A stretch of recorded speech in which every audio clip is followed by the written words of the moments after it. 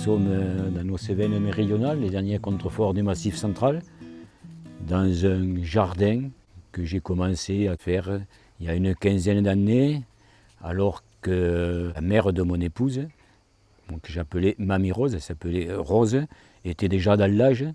Donc elle faisait le jardin dans les laisses au-dessus, et comme elle prenait beaucoup de peine à faire son jardin, je lui ai dit, si vous voulez, on a un morceau de terrain en bas, si vous voulez, on va l'aménager et on va essayer de faire votre jardin en bas. Petit à petit, la mamie m'a fait voir comment on commençait à semer des haricots, comment on taillait quelque chose, comment on plantait.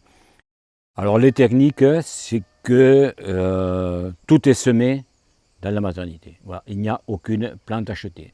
Toutes les graines, ou la majorité des graines, sont récupérées sur place. Elles sont mises dans la serre pour être semées. Elles vont être repiquées et toutes vont être mises dans le jardin. La première priorité, c'est d'avoir le jardin le plus naturel possible.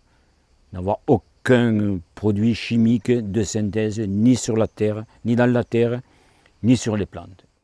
Comme ici, on est dans des terrains qui sont très chauds et très secs, surtout l'été où on a peu d'eau. Donc moi j'ai juste un petit puits que j'ai à la maison, dont je me sers pour irriguer le terrain. Et comme j'ai pas beaucoup d'eau, j'ai trouvé un système d'irrigation par ces pots qui sont en terre cuite, qui sont microporeux, que l'on enterre dans le sol et qui par porosité vont diffuser l'eau qu'elles ont besoin, les plantes, et quand la terre devient un peu plus sèche à côté, par capillarité, la terre va chercher son humidité. Et les plantes, elles fonctionnent très bien. D'ailleurs, l'été dernier, on a fait des comparaisons, on a mis des tomates arrosées avec des oyas, elles nous ont consommé 1010 litres d'eau. Les mêmes pieds de tomates utilisés avec du microporeux, qui est déjà un système économique, ça nous a fait 1880 litres d'eau.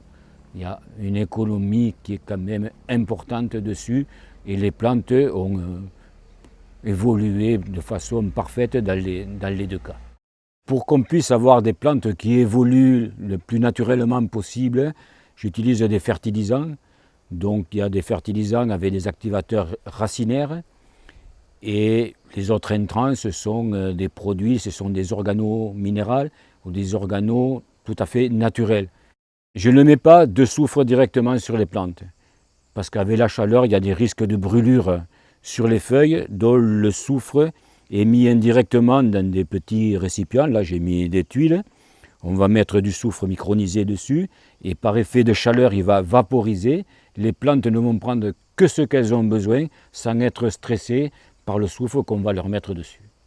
Pour avoir des auxiliaires dans le jardin, d'abord j'ai un petit hôtel à insectes qui de temps en temps viennent nicher là-bas, mais c'est surtout remettre dans le jardin tout un tas d'associations de plantes qui vont aider les auxiliaires à venir polliniser le jardin. Il y a des planches pour deux raisons. D'abord, quand on passe au milieu des légumes, pour éviter de tasser sans arrêt la terre dessous. Et sous ces planches, quand on les soulève, ils gardent beaucoup d'humidité. On va déplacer les plantes en fonction de la rotation de culture. Donc, les tomates qui sont mises là cette année, l'an prochain vont être mises dans un autre endroit.